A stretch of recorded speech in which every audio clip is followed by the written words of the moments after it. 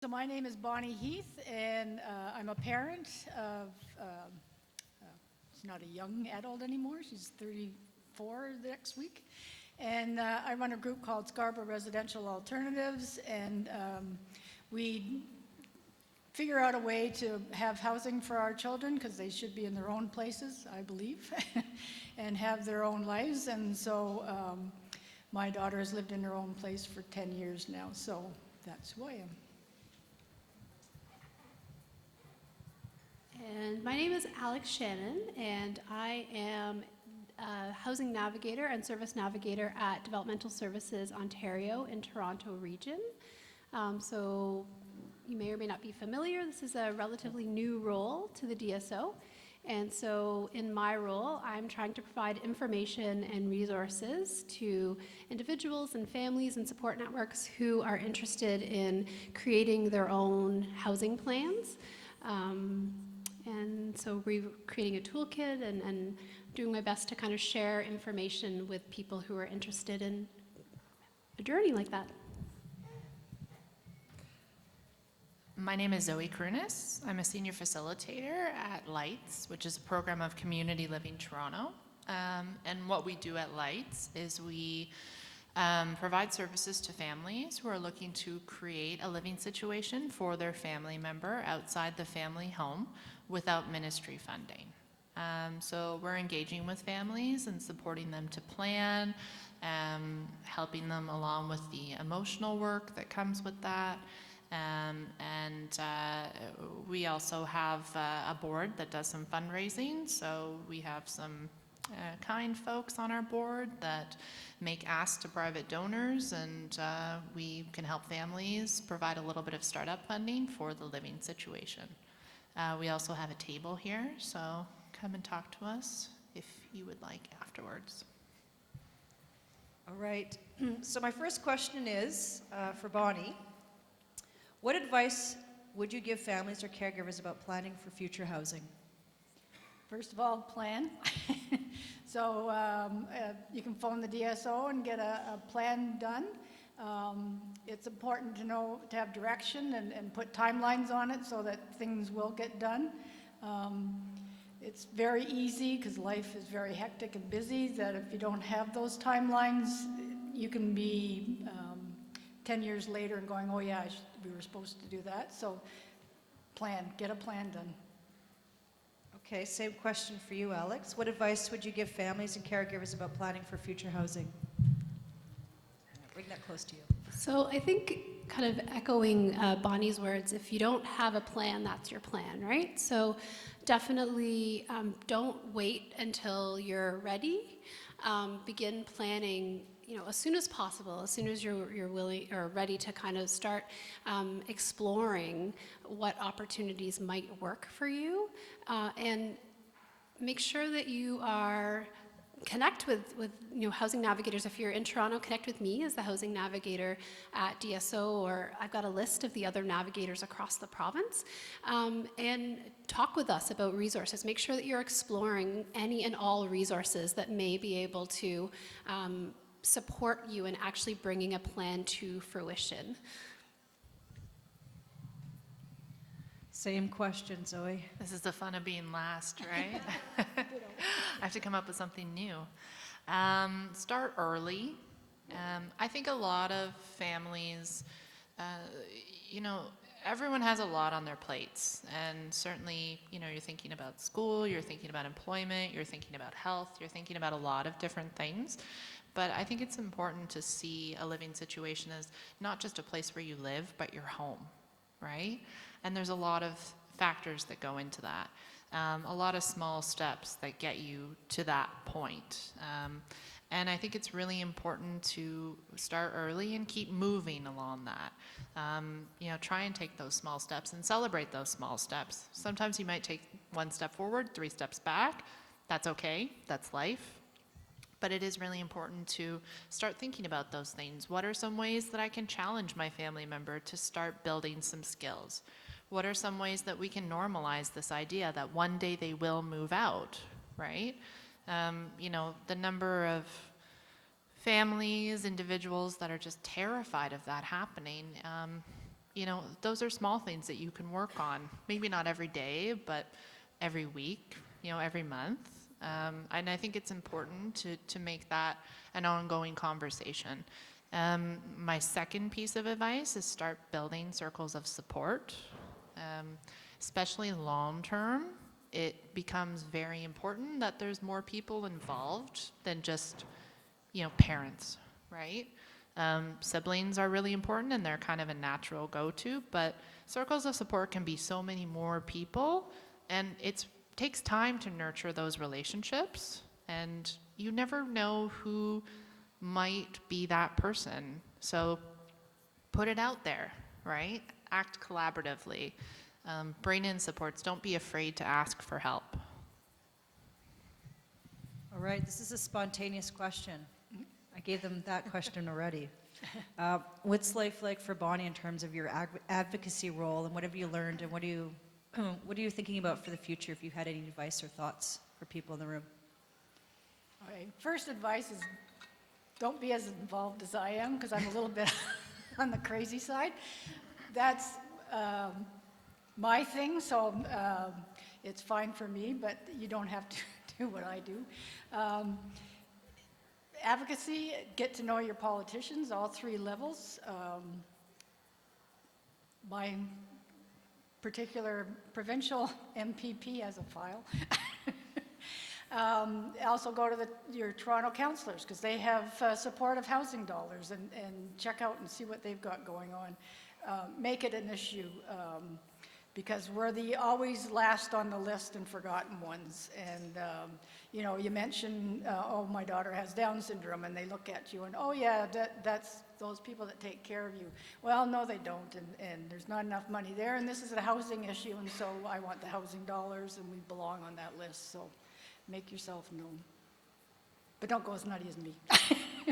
So Bonnie, if individuals wanted to learn more from you, how would they contact you? You have your information in the flyers, or information that they can get from you? Actually, I realized as I was giving that, I didn't put it on. I work for Wood Green, so I do have a table out there. Like I said, I'm overly involved. I work, eat, sleep, and dream the whole thing. So, yeah, I have a flyer out there, and contact is by email, because I just can't call everybody, but yeah. Great. All right, Alex. What is life like for you in a day in terms of your role? And what advice could you give to families in terms of details and information? So, I mean, a day in the life of my role. So, I mean, one of the biggest parts of my role is working with families and caregivers. But also, when you mentioned advocacy before, one of the things that we are trying to do as housing navigators across the province, so there's 7 of us housing navigators across the province. There are 9 DSOs across the province, and some of us are in full-time roles and some of us are in part-time roles. But one of the things that we're trying to do across the province is try to advocate and to raise awareness for the needs of adults with developmental disabilities and housing. And you know, as many of you are probably aware, you know, there's a crisis with regards to, you know, the availability of affordable housing across the province and beyond. And that's not something that is unique to adults with developmental disabilities. We need more affordable housing across the board, period. But then there's also the piece that, you know, adults with a developmental disability often require supports in order to be successful. And so how do we try to have the systems, so the DSO, you know, provides access, connects people to supports within the developmental sector. The City of Toronto and my region has social housing, subsidized housing. Are there ways that we can try to work together more collaboratively and to make it easier for individuals to access the services that they need from both sectors? You know, as Bonnie is saying, part of the picture is there's the housing need, and so get out there and register for social housing. You know, it helps to raise awareness around the number of people who are in need of housing, and it also it has us be visible within, traditional services, which is really important. Adults with developmental disabilities have a right to have access to housing, and as we sort of always looked at it in the past, we look to the developmental sector to provide that housing. But that's not realistic. We need to kind of get creative and start thinking outside of the box. So I'm talking with families on the phone. I send out a lot of emails. We've been working on a toolkit of information. So it's an online toolkit, the first 3 sections of which are now available on the DSO website, so please check that out. And so I'm sending out information and resources to people. That's a big part of what I'm doing. I'm going out to the community and I'm presenting at different family networks and conferences. Just trying to kind of get the word out there and raise awareness and try to advocate for the needs of adults. Okay, Zoe. Don't Day ask in me life. what my average day is. A day in the life. Day in the What life. happens? What's the call, and how do you follow through? So maybe I might talk about for a family what a process could be, because an average day is not existent. Lights, we have families contact us directly. It's not through the DSO. It's, I guess we would call it a self-referral. So a family contacts us, myself or my colleague Kira. And like I said, we do have some flyers over there if you need some contact information. You want to talk to us a little bit more. We are really lucky in that we work with families one-on-one. So, we might have an initial conversation and see if this is, what you're actually looking for, what we could offer in terms of our services.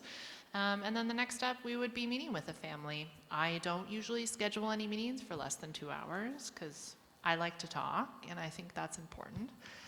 So typically I meet in families' homes. We talk about where you're at right now, and that's really important because where you're at is going to determine where we meet you at. Everyone comes to Lights with the same goal in that one day they would like their family member to move into a home of their own, whether that be alone, whether that be with roommates, whether that be with support living in there, whatever that looks like, and it looks different for everybody. Everybody has different values, everybody has different resources. What works for one family doesn't work for another family, and that's really important, and we recognize that. So telling us where you're at right now and what stage you're at. I meet with some families where they say 5 years. Well, they'll move out in 5 years. Okay. I meet with other families 2 years. I meet with other families tomorrow, if possible. So everyone's very different, right? And we start talking and we start breaking it down and we start thinking about what are your values, whether they're values that you know to be true or maybe they're values you have and you just don't know them yet or don't realize them yet. I think that's a really important place to start. I always start with, what's the ideal? What's your ideal living situation for your family member if it was a perfect world? I think that's a really important place to start from because then we, work from there, right? Well, this is what you would like. What's in there that's really important to you? And what is important to take forward in a not so ideal world all the time? Great. Does anyone in the audience have a question for anyone on the panel? Great, I'm coming to you.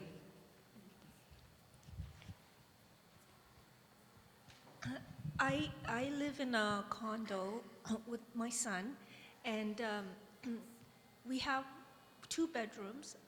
Would it be ideal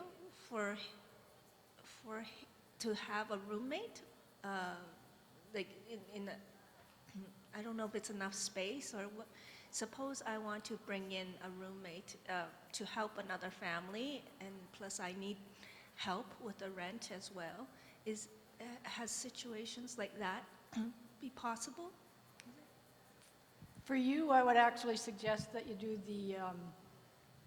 I think they call it family home now. It used to be supportive home share, but I think it's called family home. Life share. Yeah. So you would be the person that's sharing their home. The person would actually pay you some rent for the room, and you would also get a small amount of money per day to help cover some of the costs, right? And then you would support that person through various things. They have sort of a contract that you would sign with them. So then you would have your son plus this other person living in your home. Yeah.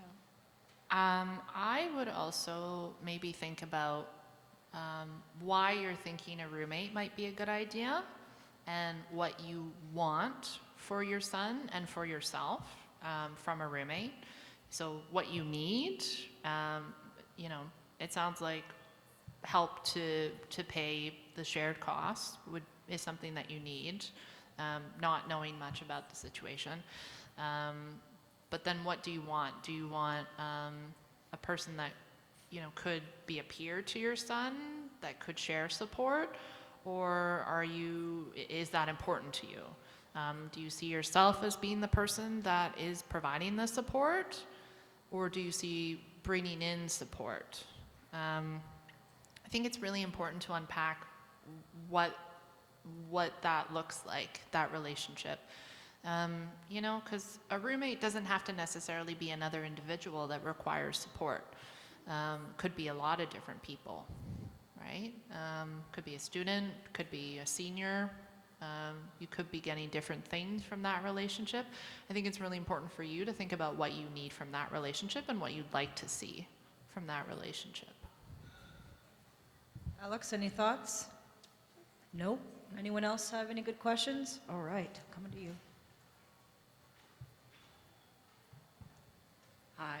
One question has led to another. You talked about the DSO and getting a plan, and then the lady from Light said that you do meet one-on-one. So I'm asking about DSO. Do you meet one-on-one to set up a plan like Lights or not? So my role is a little different. I will meet one-on-one with people. So the capacity of the housing navigators in our role, we're not able to sit down with people and sort of step by step create a plan with them, an individualized housing plan. The DSO, so all individuals who register with the DSO will have an application package completed, so the application for developmental services and supports and the supports intensity scale. And so completing the application package, a lot of the questions that you're going to go through during that process can be very helpful and can be related to planning when you're looking at creating an individualized housing plan. Also, it's important to tell the DSO if you are interested in creating your own plan, that's something that you're interested in doing. The ministry has provided, I'm going to go off on a little bit of a tangent here, sorry. So the ministry in the past has provided at different times funding to individuals who have created housing plans, but it's not something that the DSO has a service registry for. It's not something that we have a waiting list for. It's something that me in my role in Toronto, I am making note of. I have a list, kind of an offline list, where I'm tracking the individuals who would be interested in that kind of a resource if it were something that the ministry were to look at providing. So when you indicate that during the application package process, assessors will let me know that, or you can contact me directly and tell me that, and I will add a person to the list.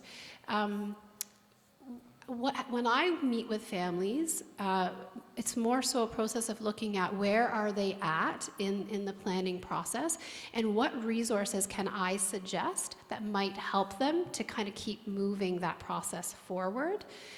With the release of the toolkit is, it's going to be a living document. It's something that we're going to work to keep updated and relevant, but it's an online resource, and not everybody wants to interact with an online resource. So as housing navigators, we want to provide whatever support we can to help people to access that resource successfully and benefit from it. And so it might be sitting down to look at portions of the toolkit or to discuss different resources that might be helpful for you to explore in moving your planning process forward. Does that make sense?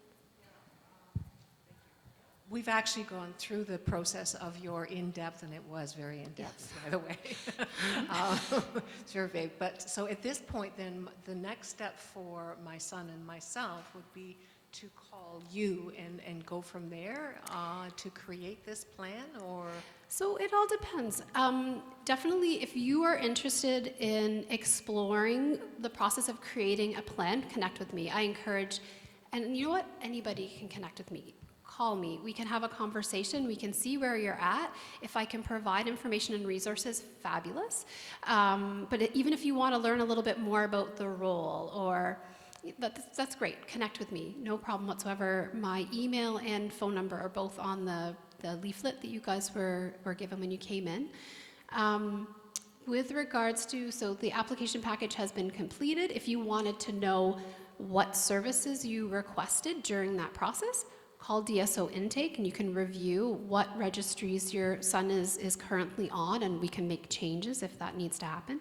If during the application package process you didn't indicate an interest in individualized planning, let me know and I can make sure that you're counted on my list. My goal is that if the ministry ever turned around and said, well, how many people are interested in this, kind of planning? Who might be interested in funding? Should we offer that as an option? That I can say, well, I have a list of X number of people who have expressed an interest to me. So, yeah. I would also urge you to connect with the parent group. Sorry, close your ears for a minute. Most things get done by parents. There's as many people on the waiting list as there are in service. I bet you by this point there's probably more people on a waiting list than there are in service. So connect with other parents. Find out who wants to do what in your area. That's why the plan is very important. You need to know what your son or daughter wants as far as living conditions are. Do they want to live with someone else? Do they want to live on their own? Where do they want to live? What kind of dwelling? Some people love big, tall buildings. Some people want, a basement apartment. So find all that stuff out. Use visuals if you have to. I went out and got all the free things for what kind of buildings were out there, and Jenny picked the biggest house on the thing, and I'm going, well, I don't think so, but we may get something, right? It starts a conversation, and with a parent group, you're talking with people that are thinking like you and are looking for different things, and this does take work.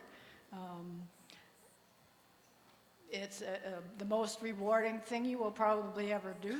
The growth curve, sorry, I'm taking up your time, but the growth curve from the time Jenny moved out to where she is now is huge. She would not move back home at this point. She does not want to live with me, and it's okay. I don't want her to live with me either. So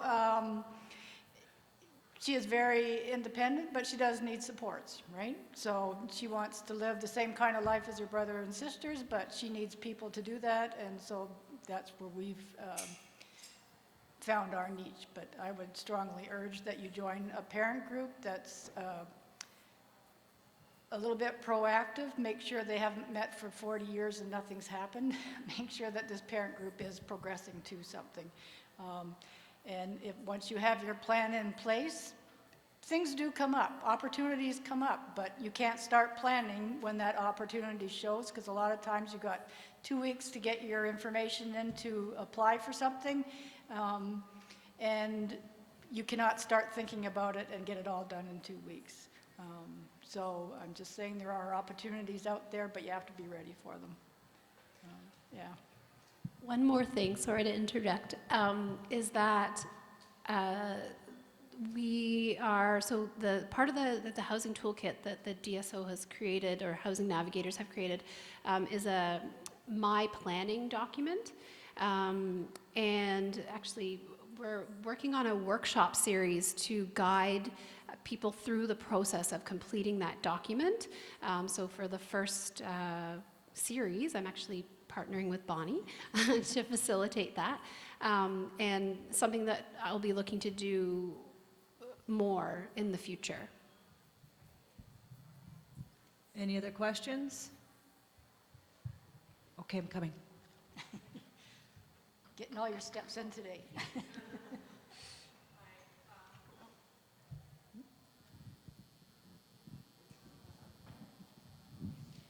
Okay. For once, my loud voice didn't permeate. I'm a real advocate myself for independent living. My daughter really wants to live on her own eventually, and I want her to live on her own. She has, as she's progressed and gotten healthy and past her health issues, I see such potential in her. And I also see that the rest of society might be more accepting of people with these special needs with their independence. So I think this is an important aspect of their growing up life, is to be independent so that the rest of the world can see that they can function and realize that they are just like everybody else. My question is for the lady from Lights. I may have missed it when you were introducing yourself, so I excuse my question. But are you a fee-for-service provider? And if so, is that fee covered with her passport funding? Yeah, so I think that's great. To address your question, to access the Lights network to meet with facilitators, there's no fee. The ministry provides funding to cover the cost of our salaries, so that cost is not passed on to parents, which is really amazing of them. In developing a plan for a living situation, and when we get to the budget piece, there is the expectation that a family will contribute financially to the cost of the living situation. So I wouldn't say fee for service, but there is some, you know, it's not all covered. That makes sense. Does that? Yeah, okay, okay. Yeah, no, that's, there's no charge. Yeah. Any other questions? So I guess my question is for each one of you, how can someone prepare an individual for independent living, and what skills or things that can people do now for the individuals they support to be independent and to work towards that independence if they don't quite have it there? What kind of programs should they access now and think about? Bonnie, do you have any thoughts or advice? Well, there's, so when you think of them living on their own, there's cooking, there's laundry, there's house chores, there's, you know, life stuff. So when Jenny was a teenager, she did a lot of those. We had various programs throughout Scarborough, and she did some of those. The most learning she did was after she moved out, because when I told her she had to do her laundry at home, it's like, well, okay. But there's the laundry and you have no underwear, so I guess I'm doing your laundry, right? When she's at her own home, it was suddenly a source of pride for her to do her laundry. And the worker, not me, showed her how to operate the machines. We had very simple machines. And so, like her brothers and sisters, I mean, she was no different. They learned how to do all that stuff once they moved out of the house, and we had support people to help them do that.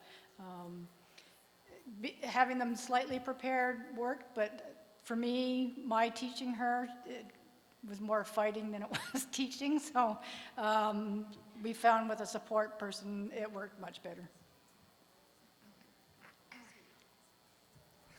Alex, do you have any thoughts? No, she's gonna let me go. so Okay, I'm not perfect. last. I was ready. I was Okay, ready good. for this one. You know, living independently is kind of a funny term, right? I think we put a lot of emphasis on it, but I always say none of us lives fully independently, and I don't know if that's really the pinnacle goal here. You know, I use the example, I rent my apartment, and if my toilet breaks, I don't know how to fix it. I'm calling somebody. I think the more valuable skill is to know who to call, how to contact them, and for what. So that's important, I think, once you move out. And you know, what Bonnie's saying rings true. I think it's when you're trying to teach some of those skills, right, the domestic skills, parents trying to teach teenage sons, daughters, we know that's not always the best way to do it. It tends to lead to butting heads. Mom likes it done this way, but I don't want to do it this way. And then it becomes a control thing, right? So the best teachers are generally not mom and dad, generally. Paid support's usually a lot better. And I think it's important too, I see huge differences in families. Some families where, oh, you know, they can't take the TTC. I just, you know, it's just much easier for me to drive her. Okay. I know it can take some energy and some scary moments to let go a little bit and to give that space, and for them maybe to not succeed initially, and that's okay, but that's how we learn, right? I worked with a woman back when I was doing direct support, and she'd moved out and she used to live in the children's group home, and she was used to having everything done for her and kept saying, you know, you probably should do your laundry. Like you're running out of underwear. When she did run out of underwear, I said, well, what are you gonna do? I guess I'll wear my bathing suit bottoms. Okay. At the end of the day, I asked her, I said, how comfortable are you right now on a scale of 1 to 10? Not very comfortable, Zoe. Well, really? Well, what are we going to do next time, right? That's a safe, natural consequence. You know, I think we have to give individuals the opportunities to learn. And I think if you're not being successful in that as a parent, which no judgment, I think it is very difficult and you already have a whole lot on your plates. There are programs out there, you know, Trying It On for Size is a really great experiential learning program. L'Arche is running it right now. Community Living Toronto also has one. It's currently on hold, but we will have it back up and running at some point in the future. Great opportunity for an individual to get out of the house and learn some skills. Really great opportunity. Also using, you know, like Discover My Route, the TTC travel training program. Great opportunity to learn transit skills, even some community skills, right? And I don't think there's a fee for that either, if an individual is able to. Am I remembering that right? I think it's free. Yeah, great plug there. No, but there are programs, right? And the more experiential you can get, the better. The Steps to Independence Guidebook is a really great resource as well. It's online, it's free. I have some cards at my table if you want to come by and grab one. It's a great tool to use by paid support if school system's still involved, to sort of identify where are the strengths and where are the areas that an individual needs to work on. And then maybe there's, you know, a support that's not mom or dad that could help support with that. I also think in letting go, for an individual to have the opportunity to not be with mom and dad all the time, if they've had the opportunity to go to camp, to use respite for the weekend, those can be really great opportunities for them to learn, like, hey, the world's not going to fall apart if I'm not with my mom. You know, and it's also good for parents to let go, because that's a huge piece of it as well. And that's a bit of emotional work that parents have to do. And it's not easy, but it's very key. I know I'm talking about this a lot. One last thing. I think it's really important too, when you see your son or daughter trying something, you're their cheerleader. They really place a lot of value, a lot of weight in what their parents think about them. And if you show them that they're confident in their skills, then they will be confident in their skills. And I cannot tell you how many issues can be related to just not being very confident in themselves to try it, right? Confidence is huge, and the more you can do as family members to instill that confidence, even if you're kind of going into the other room and going, oh my God, what did I just do, right? Like, but showing them that you're confident in them, that's really important. There you go, Alex. Yeah, thanks, Zoe. Okay, so I guess these guys have covered most of it. One of the things that I would encourage you to kind of think about is when you're looking at supports, think about just enough support rather than just in case supports. So looking at what supports an individual needs to be successful and to be confident, but allowing them the opportunity to make those mistakes. And maybe they're not going to complete everything exactly the way we would or the way we would like them to, but allowing them that room, giving them that opportunity to do things for themselves as much as possible where possible. Also, looking at technology. So one of the sections of the toolkit that we're working to create is really looking at technology and how can that be incorporated in some ways for some people, everybody's different, to increase an individual's independence and autonomy and provide the support that's needed. And everybody's different, so it could be lots of different things, but Google Alexa, you can have Google Alexa at home and say, hey, how do I boil an egg? And Alexa will walk you through the process step by step, right? Looking at, there's medication dispensers that are automatic that can be used, so someone doesn't need somebody there to, provide them with their medication. There's video doorbells. So, I go on and on and on and on. But there's lots of different ways that technology can sometimes be created to reduce a person's need for kind of hands-on support from a person. And so that's something that I would encourage you to kind of think about and look at. Is that something that could work for you or the person that you're supporting?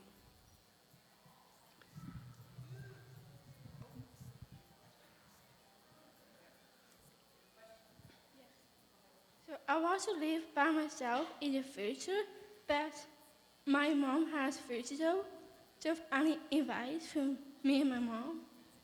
So she worries about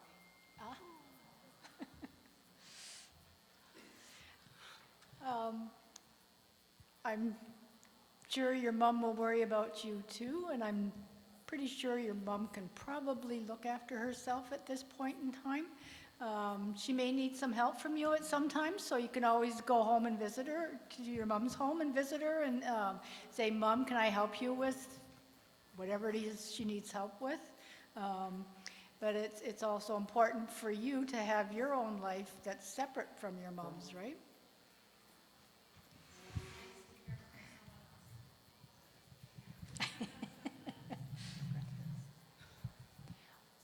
Maybe you and your mom could have a system where you check in with each other on a regular basis. You maybe call, maybe you have a nightly phone call, or maybe you text each other in the morning. Texting is great. Yeah.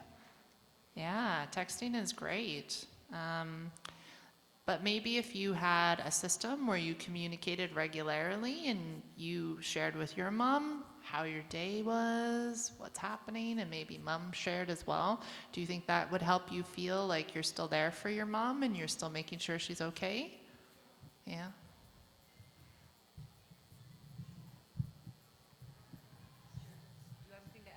I actually had more of a comment to add to the previous one about skills, because I'm pretty early in the process, and my son has pretty significant developmental disabilities, but I've found it's helping me on the emotional journey to think about how could I make it more likely that he could do this task if I wasn't there, and go small steps. So just one example, he has cerebral palsy as well, so I'm helping him in the shower. And so I started thinking, I was at the thing and I saw a shower head that was magnetic attached. And so I thought, oh, okay, well, that's easier. And then I started thinking, okay, well, if we had a shower that had one of those temperature limiters, again, so there's things that I could imagine, something that I do for him now, but I was sort of thinking, okay, what are little things that would make it more likely that if he was living on his own, somebody didn't have to shower him? Because I think it's possible. I just think there's a lot of steps between now and then. The other thing I find helps if I can find something he wants done. Like, at home, he'll bring me an orange to peel. But if he's up in the middle of the night and wants an orange, he manages to peel it. So the more I can find with like, things that he actually wants to make happen and go, yeah, you're going to have to figure that one out yourself. Or if he wants to get the Coke open, like, you know, he's got poor fine motor skills, except when he wants the Coke opened. Yeah. So anyway, for me, I'm trying to explore, like sit down and think about, okay, either what are some things you do, or what are some, like, you know, maybe it's 100 steps between here and showering yourself, but it helps me feel a little more confident if I can think of one thing, and I can think of one more thing. So that's just commentary. I think that's really great to hear. Thank you for sharing that. I think definitely motivation is a factor, especially if there's, physical reasons. Looking at the environment. I supported 2 women who lived on their own in an apartment. It was a barrier-free apartment, and we got a lot of specialty equipment from occupational therapists. And you wouldn't believe what those women could do that previously they had been told that they couldn't do. Some amazing things out there. Thank you. And if there are things that perhaps, some things some people just can't learn, that goes for all of us, right? There are personal support workers that can come and help them, and you can really stress, because we find with some of our workers, we have to really stress, you know, that they're doing it, you're not doing it for them, right? So they can work ways of working with him. If he's a visual person, there's certain visuals you can put up if they forget what to do or whatever. So there are many different strategies that you can work, but I know at home you just do it because you do it, right? And but if he's got his support person there and he wants a shower, somehow he's going to figure that out, right? And if he needs support with that, then he needs support with that. We all need support at various times in our lives, right?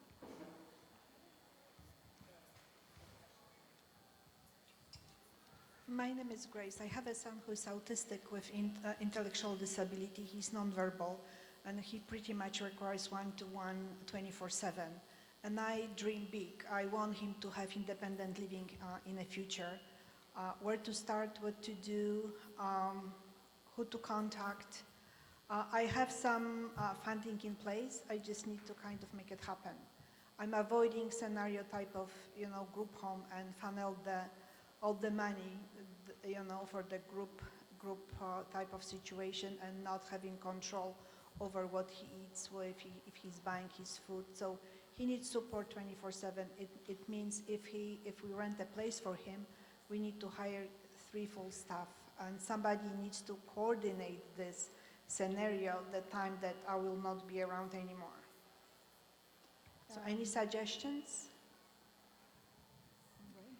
So, as far as where to start, I think some of the things that we've talked about so far around, like kind of creating your vision, sitting down and thinking about, and it sounds like you have ideas already, but really sort of getting specific about what you would want a living arrangement to look like, what type of supports he might need, that type of work. And so again, I keep mentioning the toolkit. Step 1 of the toolkit kind of has a My Vision document and checklists that we hope will help people to look at what's working in a person's living environment now and what's not working, what do we want to create, those types of things. With regards to I think maybe, what you're talking about with regards to hiring workers and the maintaining of that, I think one of the things that's really important for that is what Zoe had said earlier is creating circles. So trying to create a circle of support around your son that goes beyond just you as his mother. So Right. Right.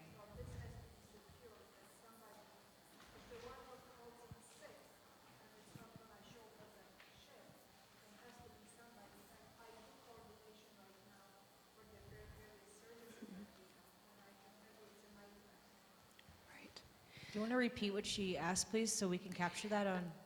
So she said that there has to be an agency to coordinate it. So for instance, the workers. So when right now, the workers that are in place coordinating that when a worker calls in sick or what have you is challenging, very challenging. And so I don't have I personally don't have a definitive answer for you for how to solve that. There are agencies who may be willing to look at some kind of a partnership, but I don't have a clear definitive answer solution that I can kind of pass your way. I think definitely starting with creating a plan, so really looking at what does that look like is a great place to start. There, even out in the floor there, there's several agencies that do support services. So if the worker that normally comes to your son's or daughter's place is sick, then they send another worker to cover that shift, right? So there are those kinds of things. So there's several of them out there. Just ask, do you do staffing? If they say no, then kind of move on. But as looking after the whole thing, as yet, I haven't found anybody because I'm working on that myself because, sorry, I'm aging. I, at some point, don't want to do all this coordination myself, and at some point, I'll be 6 feet under and I won't be able to do it. So I'm looking at trying to figure out how to do that. I do have 2 other children, but I have always worked on Jenny's wishes, and I've never actually expanded it to what were their wishes. So I asked them, what role do you want to play in Jenny's life? And they said, we want to be a brother and a sister. And I said, fine, if that's all you want to be, that's all you'll be, and I'll find other ways to make it happen that all the other... Right, yes. Yeah, and so I'm working on that situation right now. And so if there's any agency people in here and you want to talk, give me a call. Because there has to be that management piece. It's a lot of work, right? But I would urge you, if you haven't done anything yet, I would start. I would get a place. I would start getting them set up. In the beginning, you'll probably be doing 90% of the work, which is why it's good to start young when you have some energy. Don't start it when you're 80, when you're already falling apart yourself. And so get it started. There is no perfect solution out there. Never will be. Can't see us suddenly getting a windfall and we have as much money as we need. So we're always on that budget part. But the sooner you start, the easier it is because people tend to get set in their ways with the way things are. So if you can kind of do it right after high school or college or whatever it is they're doing, okay, it's time for you to move out. And it's kind of a shock to them too to be told that, okay, kid, time you became an adult and did your thing on your own. So there's working with your child, getting them, geared up to moving out on their own as well, and start putting that together. But yeah, so I'm working on the same situation. I want somebody to would manage bits and pieces of it, and so that my other 2 children, at the end of the day, all they have to do is keep an eye on the finances. Make sure somebody's not spending a little bit more money than what they should be. So yeah, so. Any agencies out there, give me a call. I think it's just something to note. I know earlier in the question you had said that you were not interested in a group home.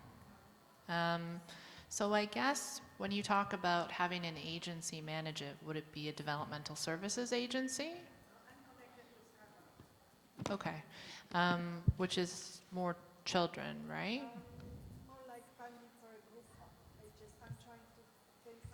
Like per diem funding?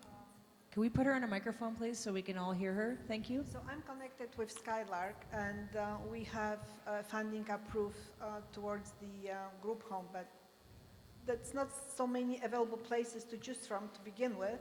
So being on the waiting list, it's not helping anyway. And I'm trying to be thinking the same way and kind of be proactive and do the transition when I still can help and when I still can arrange things. The time will come that slowly I'll be fading out of his life, and one day I'll be 6 feet under. So that's my job as a parent, is to secure that he has home. And due his disability and other people's disability, it's not probably the best scenario for him to live with others. He has no concept of what is appropriate, what is not appropriate. He will come and move your glass because he has his own order that your glass has to be 2 centimeters on the right, not the way it's there. So touching other people's stuff, it will be inappropriate and maybe causing aggression towards my son. So everything is about preventing things, right? He may come and drink your Coke, not knowing that this is your glass and he's not supposed to be drinking. So that's again will be causing different issues. He could be very loud, he has huge sensory issue, constantly listen music, being on the iPad and moving around, being very active, that, you know, it's tiring. I'm, as a parent, I'm living with it, but having other people to live with it, again, would be conflict situation. Right. and Can stuff I like can I that. ask a quick question? Do you have agency staffing it right now? So I'm using WMA Oh, okay. for extra support. I Okay. have VHA for, he's not able to wash his body, right? Right. Or is technically able to dress himself, but he needs constant reminder. Like, Right. it's not that you'll tell, get dressed and he will. So I guess with the funding, because it's, you know, certainly I'm understanding your son has complex needs, but if you have, you know, some form of ministry funding, it might be worthwhile to talk with Skylark to develop a budget that you could maybe go to an agency who does have experience in individualized funding and managing that. There are some in the city. Community Living Toronto does quite a bit of it. Kerry's Place, I know that they contacted Kerry's Place. Yeah. To pick up a piece. There's others too, certainly. Some have more experience than others, but you might want to work with Skylark to develop a budget on what that could look like, because if there is a developmental services agency involved, then there are certain things they are required by law to do, which, you know, it's there for safety and for accountability and quality assurance. So I think it might be worthwhile As to long examine they are that. not being an obstructions, you know? Because sometimes we want to do things and we want to move along, and the things that they can say, oh, you can't do this, or you cannot do that way, that, like, you know, Yeah. preventing from I think actually that's happening. where that tension comes from, right? Is you want to have something that you can manage, but we've got certain rules that if you want an agency to be involved, that they have to kind of follow, right? And I think a really good example of that is like union rules, right? And WM&A staff, I believe, are unionized. There's certain rules that they have to follow. So, you know, having that tension will probably be something that you'll have to explore with them and have that conversation. And I'm sure there's probably somewhere in between that makes sense for both of you, that you're getting what you need out of it. But I would encourage you to work on that plan, and maybe take that, if you have that funding, to agencies. And Skylark, I'm sure, could probably help you with that. I don't know if there's anyone from Skylark in the room now that I've volunteered them for that, but if they're managing that budget for you, because getting the funding is the hardest part, right? I would say have the conversation and look at what that could look like, and keeping in mind that, you know, I know the whole idea a group home, and we don't want that. And certainly, I mean, I work with families who are looking to do something different. But I think it is worthwhile to note that agencies do operate in a certain way because they have to, right? And there are certain things that are there because of things that have happened in the past, or rules with staffing, and I think that just is an important thing to note, right? When you're looking at it, and there's trade-offs, of course, with anything. You've got maybe a completely managed, family managed staff where family is the employer, they're hiring them, and that's great because you have total control over it. But what happens if someone's sick, like you said? Then you're the one that has to manage that. Who does the CRA paperwork? Who does WSIB? Who makes sure insurance requirements are there? What's succession planning, right? If we have an agency staffing it, then they're doing all that, and that takes a load off you, and that does make it more sustainable. But there are trade-offs with that, right? So listen, we're at the end of our time. But you know what? You have something to say, don't you, Alex? One more quick question. It's I'll not a finish off. question. So the other thing to know, and so I am not out in the community advocating for people to register for the DSO, housing registry, and just wait on the registry for something to come up. Not my typical messaging. However, going back to something that I can't actually remember if it was, I think it was Bonnie said, talk to people.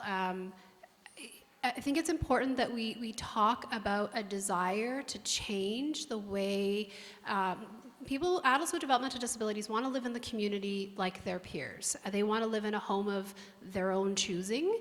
And I think it's also important to recognize that developmental services agencies are also beginning to kind of look at how they are providing supports to their clients. And so that it's important that we keep this conversation going, and we keep sharing our desires for something different than what we've been doing for the last 30 years, because that's how transformation happens. Great way to end it, Alex. Thanks, everyone.